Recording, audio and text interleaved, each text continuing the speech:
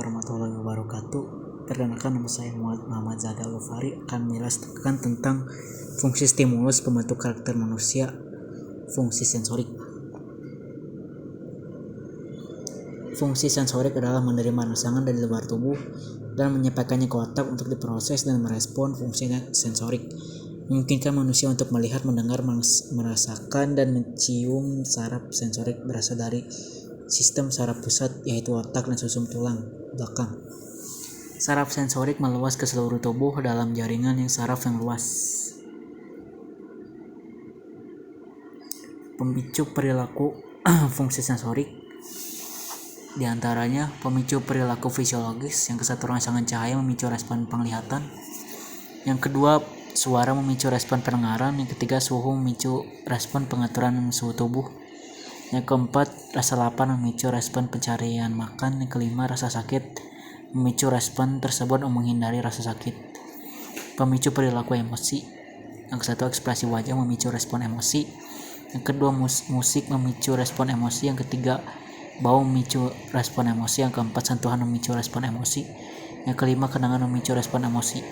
Pemicu perilaku kognitif, yang kesatu informasi memicu respon belajar, yang kedua tantangan memicu respon pemecahan masalah, yang ketiga kebutuhan memicu respon pencarian solusi, yang keempat pengalaman memicu respon refleksi, yang kelima umpan balik memicu respon evaluasi. Pemicu perilaku motorik, yang kesatu gerakan memicu respon motorik, yang kedua keseimbangan memicu respon mengatur postur, yang ketiga postur koordinasi memicu respon gerakan terintegrasi, yang keempat sentuhan memicu respon refleks, yang kelima getaran memicu respon keseimbangan. Faktor yang mempengaruhinya, yang kesatu integritas rangsangan, yang kedua durasi rangsangan, yang ketiga frekuensi rangsangan, yang keempat kondisi fisik dan mental, yang kelima pengalaman belajar. Fungsi sensorik memiliki cakupan diantaranya deteksi respon sensorik mendeteksi stimuli dari lingkungan seperti cahaya, suara, suhu, atau tekanan. Yang kedua transduksi, reseptor mengubah stimuli fisik menjadi sinyal saraf, misalnya sel-sel fotoreseptor di mata mengubah menjadi impuls. Yang ketiga pengolahan, sinyal ini kemudian diteruskan ke dalam sistem saraf pusat otak untuk diproses. Di sini informasi disaring, diinterpretasikan, dan diarahkan untuk pengambilan keputusan. Yang keempat integrasi, otak mengintegrasikan informasi dari berbagai sumber sensorik untuk membentuk persepsi yang terkoordinasi tentang lingkungan, misalnya penglihatan, pendengaran, dan rasa yang dapat digabungkan untuk membentuk pengalaman yang lebih lengkap. Kelima, respon. Setelah informasi diproses dan dipahami, sistem saraf memicu respon yang sesuai, baik itu perilaku, respon motorik, dan perubahan fisiologis. Yang keenam adaptasi, sistem sensorik juga memiliki kemampuan untuk beradaptasi terhadap rangsangan yang konstan sehingga meningkatkan efisiensi dalam pengolahan informasi baru. Pengatur perhatian adalah fungsi sensorik yang merujuk pada kemampuan seseorang untuk fokus dalam informasi tertentu yang diterima melalui indera sambil mengabaikan informasi yang tidak relevan atau gangguan. Proses ini sangat penting dalam berbagai aspek kehidupan, termasuk pembelajaran, interaksi sosial, dan pengambilan keputusan. Contohnya ada beberapa komponen dalam pengatur perhatian. Satu, selektivitas perhatian, kemampuan untuk memilih informasi yang akan diperhatikan, misalnya seseorang bisa fokus mendengarkan percakapan di tengah keramaian. Yang kedua, daya ingat jangka pendek, memperhatikan informasi yang relevan dalam pikiran untuk waktu singkat yang memungkinkan individu bekerja dengan itu.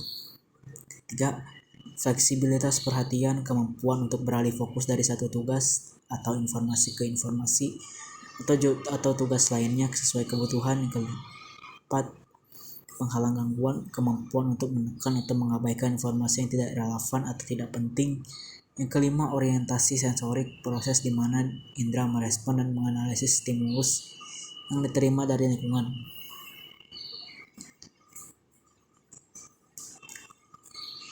Penghalang gangguan adalah faktor-faktor yang menghambat konsentrasi atau produktivitas dan efisiensi. Faktor internal adalah kondisi atau karakteristik dalam diri seseorang yang membuatnya lebih tahan terhadap gangguan. Hal ini bisa berupa sifat, kepribadian, kemampuan kognitif, atau kondisi fisik seperti fokus dan konsentrasi. Kemampuan untuk memusatkan perhatian pada satu tugas dapat sangat efektif dalam menghalau gangguan. Disiplin diri, orang dengan disiplin diri yang kuat cenderung lebih baik dalam mengelola waktu dan prioritas sehingga mengurangi kemungkinan terganggu. Kesadaran diri, memahami diri sendiri termasuk kekuatan dan kelemahan, membantu seseorang mengidentifikasi situasi yang memicu gangguannya dan mengabaikan strategi untuk menghadapinya. Kecerdasan emosional, kemampuan mengelola emosi dengan baik dapat membantu seseorang tetap tenang di tengah gangguan. Motivasi, tujuan yang jelas dan kuat dapat menjadi motivasi yang kuat untuk tetap bisa fokus dan produktif. Faktor perilaku. Faktor internal segala sesuatu yang berasal dari individu yang mempengaruhi cara kita berpikir, merasa, bertindak. Ini seperti mesin yang menggerakkan perilaku kita. Contohnya kepribadian. Kepribadian adalah pola pikir, perasaan, dan perilaku yang unik pada setiap individu. Kepribadian terbentuk dari kombinasi faktor dan genetik dan lingkungan. Motivasi ini adalah kekuatan yang mendorong kita untuk bertindak. Motivasi bisa berasal dari dalam diri kita, intrinsik, atau dari luar, ekstrinsik. Persepsi, cara kita menafsirkan informasi dari lingkungan sekitar. Persepsi dipengaruhi oleh pengalaman, keyakinan, dan nilai-nilai yang kita miliki.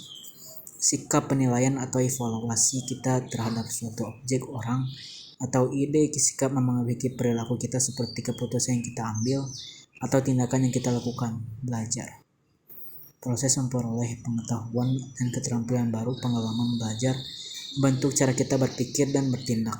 Konsep diri, gambaran kita tentang diri sendiri. Konsep diri mempengaruhi kepercayaan diri, harga diri, dan cara kita berinteraksi dengan orang lain. Sekian, Assalamualaikum warahmatullahi wabarakatuh.